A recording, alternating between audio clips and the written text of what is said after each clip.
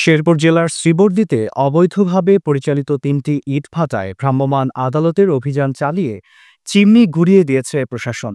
মহামান্য হাইকোর্টের ১৩,৭৫০/২০২২ নং রিট পিটিশনের আদেশ অনুযায়ী উপজেলা প্রশাসন ও জেলা পরিবেশ অধিদপ্তর যৌথভাবে এ উচ্ছেদ অভিযান পরিচালনা করে।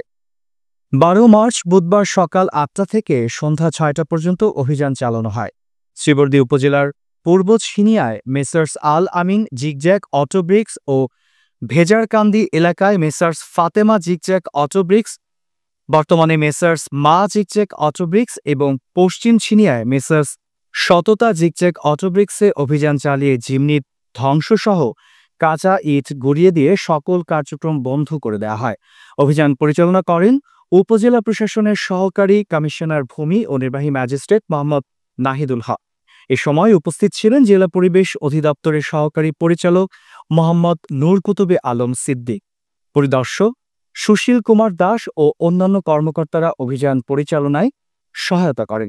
সেনাবাহিনীর সদস্যবৃন্দ, বাংলাদেশ বিদ্যুৎ উন্নয়ন বোর্ডের প্রতিনিধি, শেরপুর পুলিশ লাইন্স ও সদর থানার পুলিশ সদস্যরা প্রশাসন